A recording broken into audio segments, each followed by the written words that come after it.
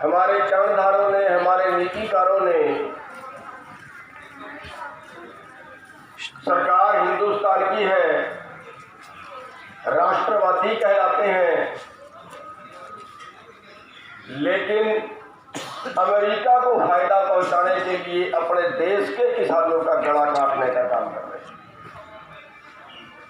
देश की चंद पूंजीपति कंपनियों को, देश के चंद पूंजीपति लोगों को फायदा पहुंचाने के लिए पूरे देश के किसानों और मजदूर वर्ग के गल पे आरा चला रहे हैं और बताते हैं अपने आप को राष्ट्रवादी।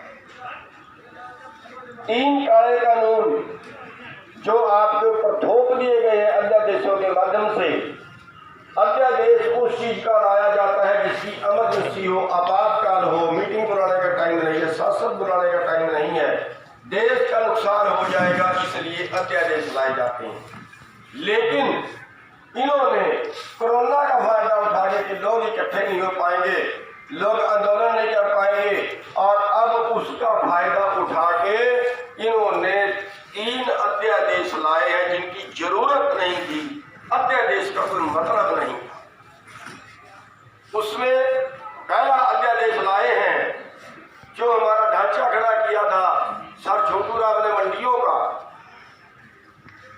मंडियों का ढांचा खड़ा किया था कि पहले व्यापारी बाहर से खरीदते थे और अपने मर्जी का भाव लगाते थे। हमारे पास कोई तरीका नहीं था अपने भाव का उच्चतम रेट लेने का, उसका बोली लगाने का, उसकी कंपटीशन करवाने का हमारे पास कोई जरिया नहीं था। उन्होंने मंडी सिस्टम खड़ा किया और पाबंदी लगा दी कि कोई व्यापारी मंडी के बाहर से नहीं खरीद सकता। हर व्यापारी को मंडी से ही खरीदना पड़ेगा और देहात डेवलप करना है उसके लिए 2% टैक्स खरीदार पर लगा दिया गया रूरल डेवलपमेंट टैक्स के नाम से, और मंडियां डेवलप करनी है उसके नाम से 2% टैक्स लगा दिया मंडी डेवलपमेंट टैक्स के नाम से। ये 4% टैक्स खरीदार को मंडी में देना पड़ेगा, और अगर कोई पैसे ना दे तो उसकी जिम्मेवार मार्केट कमेटी होगी, किसान के पैसे वसूल ले जाएंगे। ढांचा खड़ा है। अगर मंडी में व्यापारी पूल कर ले, एकता कर ले और किसान के जो फसल है उसका भाव कम लगाए, उसके बराबर में एक एजेंसी खड़ी कर दी गई, सरकार की एजेंसी। देश की आज़ादी के बाद पंजाब में नेफड और हरियाणा में हैफड, व्यापारी की संस्थाएं खड़ी कर दी गई। ये व्यापारी के मुकाबले में किसी भी फसल की बोली दे सकती है, व्यापारी का पुल तोड़ने के लिए ये ढांचा खड़ा किया गया।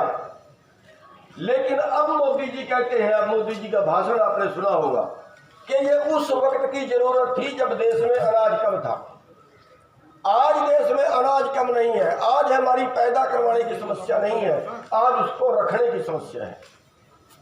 और जब उसको रखने की समस्या है, जब उसकी जरूरत नहीं है, फिर हम ये ढांचा खड़ा क्यों रखें, फिर हम आर्थिक सिस्टम, मंडी सिस्टम क्यों रखें। हम सारे बिचौलियों को बाहर निकालेंगे, खरीदार और किसान ये सीधा संपर्क करेंगे आपसे। अब उन्होंने मंडी एक्ट तोड़ दिया और उन्होंने कानून बना दिया कि व्यापारी अब कहीं से भी माल खरीद सकता है।